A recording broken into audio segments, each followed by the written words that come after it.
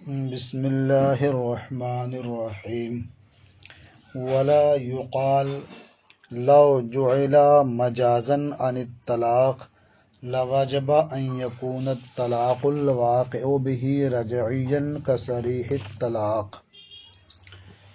یہ وصول الشاشی کا صفحہ نمبر 123 ہے اور طریق استعارہ کی تعریف میں بحث جاری ہے۔ استعارہ کی دو صورتیں جو احکام شرع میں عام ہیں آپ نے سماعت کر لی ہیں، دونوں کی مثالیں بھی آپ نے سن لی ہیں۔ استعارہ کی جو دوسری قسم آپ نے پڑھی کہ سبب کا استعارہ حکم کے لیے ہوتا ہے، سبب محض اور حکم میں وجود اتصال کی وجہ سے سبب کا استعارہ ہوتا ہے حکم کے لیے۔ اس کی مثال آپ نے یہ پڑھی کہ مرد اپنی بیوی سے اگر کہے حررتک، میں نے تجھے آزاد کیا، اور شوہر کی اس سے نیت طلاق کی ہو تو یہ نیت صحیح ہے، یعنی حررتک بول کر کے طلقتک مراد لینا یہ صحیح ہے۔ وجہ بھی آپ نے اس کی پڑھ لی کہ تحریر یعنی آزاد کرنا یہ اپنی حقیقت کے اعتبار سے زوال ملک بضاع کو ثابت کرتا ہے زوال ملک رقبہ کے واسطے سے۔ جب آزادی ہوگی تو رقبہ کی ملکیت زائل ہو جائے گی، اور ظاہر ہے جب رقبہ کی ملکیت زائل ہوگی تو بضاع کی ملکیت بھی زائل ہو جائے گی۔ تو تحریر یہ سبب ہے، یعنی سبب محض ہے زوال ملک متاع کے لیے، اس لیے تحریر کا استعارہ طلاق کے لیے ہو سکتا ہے۔ یہ مثال آپ نے پڑھی تھی، اس مثال پر ایک اعتراض اور اس کا جواب آج آپ سماعت فرمائیں گے، لیکن یہ بھی بڑا پیارا انداز ہے کہ یہ سوال کو سوال کہہ کر کے ذکر نہیں کر رہے ہیں، بلکہ یہ فرماتے ہیں کہ لا یقال، یعنی یہ اعتراض نہ کیا جائے، کیونکہ اگر آپ یہ اعتراض کریں گے تو اس کا جواب یہ سامنے موجود ہے۔ تو لا یقال کہہ کر کے حقیقت میں اس اعتراض کا ذکر کرنا چاہتے ہیں۔ فرماتے ہیں کہ اگر یہ اعتراض کیا جائے کہ جب تحریر یہ مجاز ہے طلاق سے، تو ضروری ہے کہ جو طلاق حررتک کے ذریعہ واقع ہو وہ طلاق صریح ہو، وہ طلاق رجعی ہو۔ جیسے کہ آدمی اگر اپنی بیوی سے صاف صاف طلقتک کہتا تو طلاق رجعی واقع ہوتی، تو جو طلقتک کا بدل ہے، نائب ہے، مجاز ہے، یعنی حررتک، اگر اس سے طلاق کی نیت کی جائے تو طلاق رجعی ہی واقع ہونی چاہیے، کیونکہ اصل میں جو قوت ہوتی ہے ظاہر ہے کہ بدل میں وہ قوت نہیں ہوتی ہے، نائب میں وہ قوت نہیں ہوتی ہے۔ تو جب اصل یعنی طلقتک سے طلاق رجعی واقع ہوتی ہے تو جو یہاں بدل اور نائب ہے یعنی حررتک، تو اس سے بھی طلاق رجعی ہی واقع ہونی چاہیے، اس سے زیادہ نہیں۔ حالانکہ فقہاء احناف فرماتے ہیں کہ اس سے طلاق رجعی نہیں بلکہ طلاق بائن واقع ہوگی۔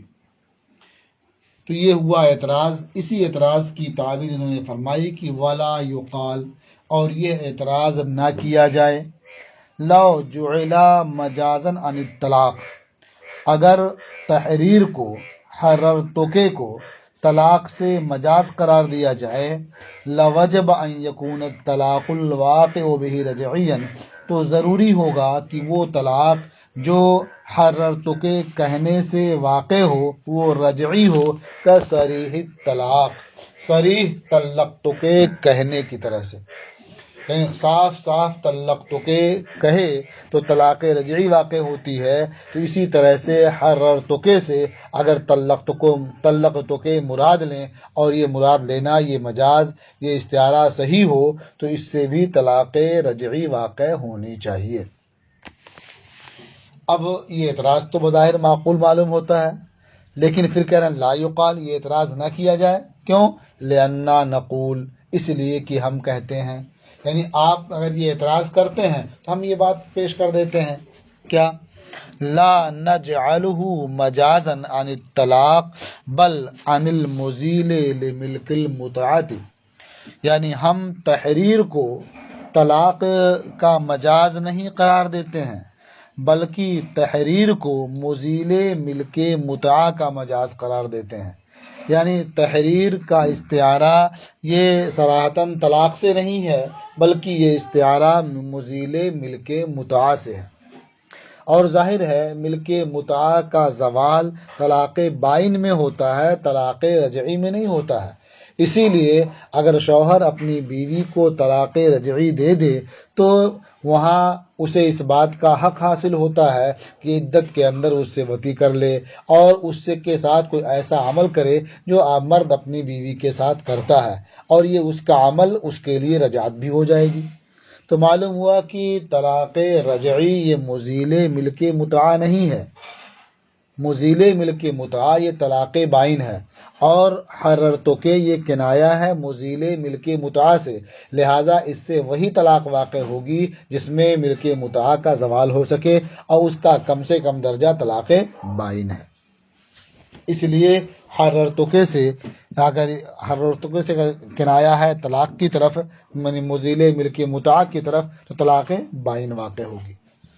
لأننا نقول، اس لیے کہ ہم کہتے ہیں لا نجعلہ مجازا عن الطلاق، ہم تحریر کو یعنی حررتک کو طلاق سے مجاز قرار نہیں دیتے ہیں، بل عن المزیل لملک المتعۃ، بلکہ ہم اسے مجاز قرار دیتے ہیں مزیل ملک متعہ سے۔ وذالک فی البائن، اور ملک متعہ کا ازالہ یہ طلاق بائن میں ہوتا ہے، رجعی میں نہیں ہوتا ہے۔ اذ الرجعی لا یزیل ملک المتعۃ عندنا، کیونکہ طلاق رجعی ہمارے نزدیک مزیل ملک متعہ نہیں ہے۔ لہذا اب یہ واضح ہو گیا کہ یہ اعتراض نہیں کرنا چاہیے، کیونکہ اس کے کرنے کا کوئی مقصد نہیں ہے، جواب اس کا موجود ہے۔ یہ کنایہ اور مجاز اور استعارہ جو ہے یہ مطلقاً صریح طلاق سے نہیں ہے، بلکہ مزیل ملک متعہ سے ہے۔ وَلَوْ قَالَ لِأَمَتِهِ، اور اگر آقا نے اپنی بادی سے کہا طلقتک، میں نے تجھے طلاق دی، وَنَوَى بِهِ التَّحْرِيرَ، اور آقا نے طلقتک سے تحریر یعنی بادی کو آزاد کرنے کی نیت کی، لا یصح، تو یہ نیت کرنا صحیح نہیں ہوگا۔ کیوں صحیح نہیں ہوگا؟ لأن الاصل جاز ان یثبت به الفرع، اس لیے کہ اصل یعنی سبب محض سے فرع کا ثبوت یہ جائز ہے، واما الفرع فلا يجوز ان يثبت به الاصل، لیکن فرع یعنی حکم تو اس سے اصل کا ثبوت جائز نہیں ہے۔ یعنی آپ نے دوسری استعارہ کی دوسری قسم کے بارے میں یہ صاف صاف پڑھ لیا تھا کہ سبب محض کا استعارہ حکم کے لیے تو ہو سکتا ہے، لیکن حکم کا استعارہ سبب محض کے لیے نہیں ہو سکتا ہے۔ تو طلقتک بول کر کے حررتک مراد نہیں لیا جا سکتا، اگرچہ حررتک بول کر کے طلقتک مراد لیا جا سکتا ہے۔ وَلَوْ قَالَ لِأَمَتِهِ، اور اگر آقا نے اپنی باندی سے کہا طلقتک، میں نے تجھے طلاق دی، وَنَوَى بِهِ التَّحْرِيرَ، اور آقا نے طلقتک سے حررتک کی نیت کی، لا یصح، تو یہ صحیح نہیں ہوگا۔ لأن الاصل جاز ان یثبت به الفرع، اس لیے کہ اصل جو یہاں سبب محض ہے اس سے فرع کا ثبوت جائز ہے۔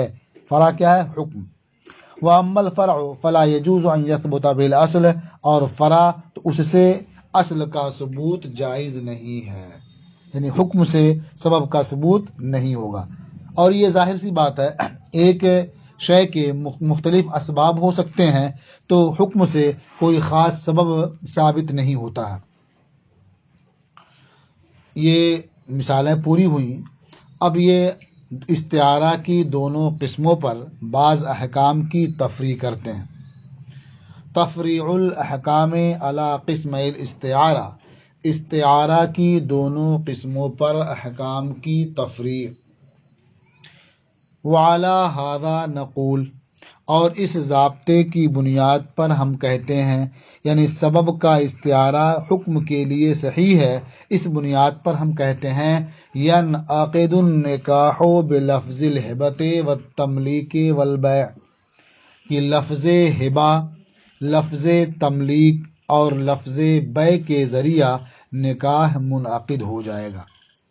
مثلا عورت نے کسی مرد سے کہا وہبت نفسی لکا، میں نے اپنی ذات کو تمہیں ہبہ کیا۔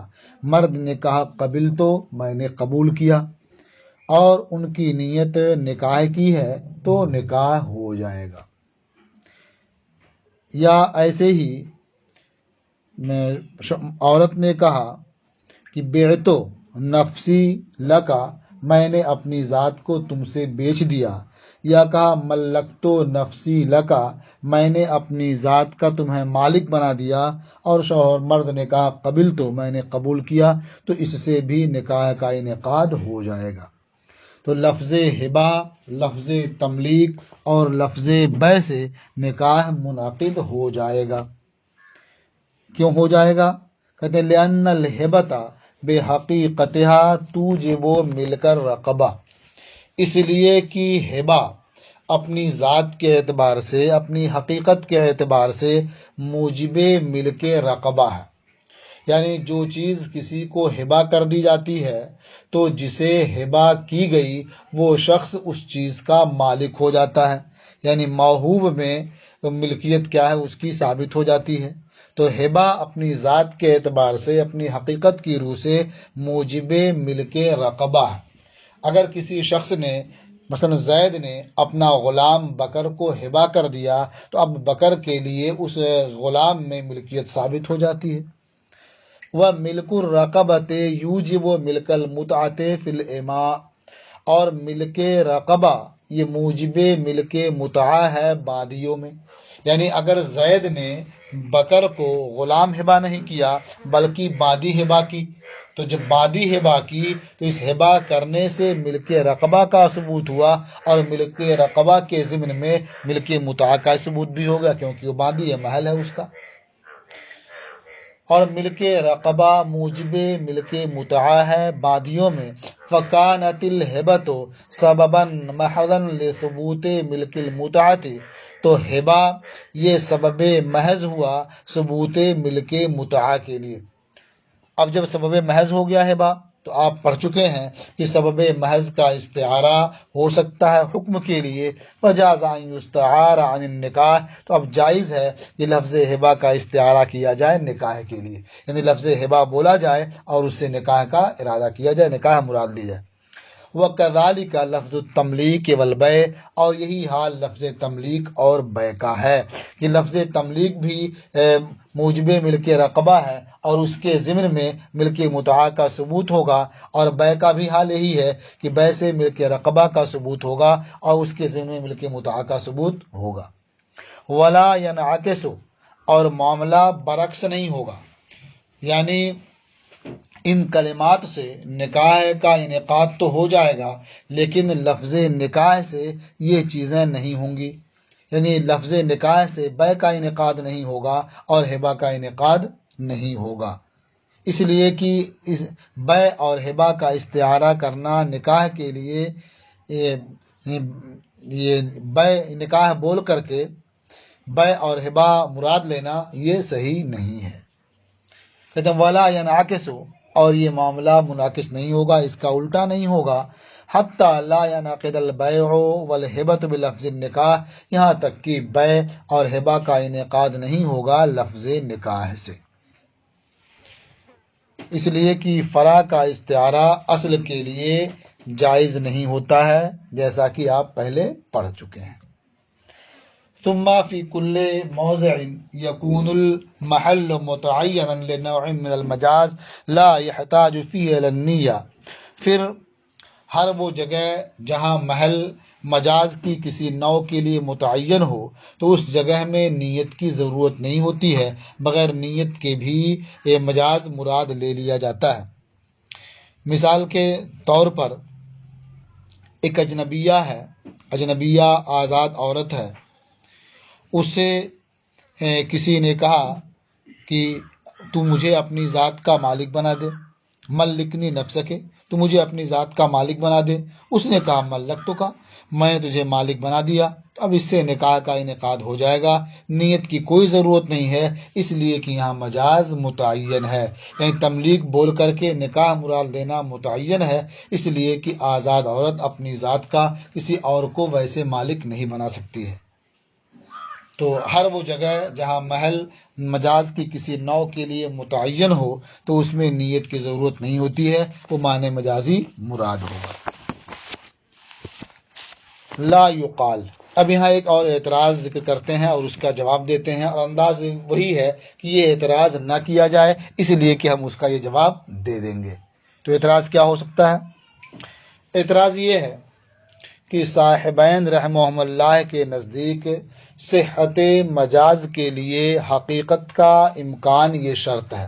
آپ پہلے پڑھ چکے ہیں، یعنی آپ نے یہ پڑھ لیا ہے کہ مجاز جو ہے یہ نائب ہے، اب بدل ہے حقیقت کا حق حکم میں، اور امام اعظم ابو حنیفہ رحمۃ اللہ علیہ کے نزدیک حق تلفظ میں۔ تو اسی کا یہ حاصل ہے کہ صاحبین رحمہم اللہ کے نزدیک صحت مجاز کے لیے حقیقت کا امکان، ان حقیقت کا ممکن ہونا یہ شرط ہے۔ تو لفظ ہبہ کے ذریعہ نکاح کی صورت میں مجاز کی طرف کیسے پھیرا جاتا ہے، جبکہ آزاد عورت کی تملیک بیع اور ہبہ کے ذریعہ یہ محال ہے؟ یعنی آزاد عورت کو نہ بیچ سکتے ہیں، نہ آزاد عورت اپنے آپ کو کسی کو ہبہ کر سکتی ہے، تو ہبہ اور بیع کے ذریعہ آزاد عورت کی تملیک جب محال ہے تو اصل گویا محال ہے، ممکن نہیں ہے، تو پھر اس کے ذریعہ اس کا معنی مجازی نکاح مراد دینا یہ کیوں کر صحیح ہوگا، جبکہ مجاز مراد لینے کے لیے، مجاز کی صحت کے لیے حقیقت کا امکان یہ شرط ہے۔ یہ اعتراض ہے، اس کے بارے میں کہتے ہیں یہ اعتراض نہ کیا جائے۔ ولما لا یقال، یہ اعتراض نہ کیا جائے کہ ولما کان امکان الحقیقت شرطا لصحت المجاز عندہما، اور جب امکان حقیقت صحت مجاز کے لیے صاحبین رحمہم اللہ کے نزدیک شرط ہے، کیف یصار الی المجاز فی صورت النکاح بلفظ الہبۃ، تو کیسے لفظ ہبہ کے ذریعہ نکاح کی صورت میں مجاز کی طرف پھیر دیا جائے گا، مع ان تملیک الحرۃ بالبیع والہبۃ محال، باوجود اس کے کہ حرہ کی تملیک بیع اور ہبہ کے ذریعہ محال ہے، کہ حرہ یہ مال ہی نہیں ہے، اور جب مال ہی نہیں تو محل عقد نہیں ہے، نہ بیع کر سکتے ہیں نہ ہبہ کر سکتے ہیں، تو اس کے ذریعہ جب تملیک محال ہے تو پھر ان کلمات کے ذریعہ نکاح کا انعقاد کیسے ہو سکتا ہے، کیسے نکاح مراد لے سکتے ہیں؟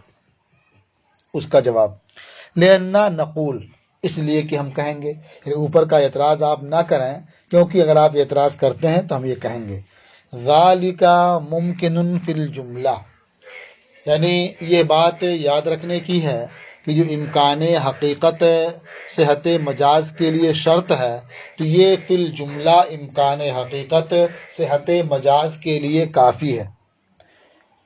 فی الجملہ اگر وہ ممکن ہے تو یہ کافی ہے، اگرچہ بظاہر بہت مشکل معلوم ہو، فی الجملہ امکان ہی صحت مجاز کے لیے کافی ہے۔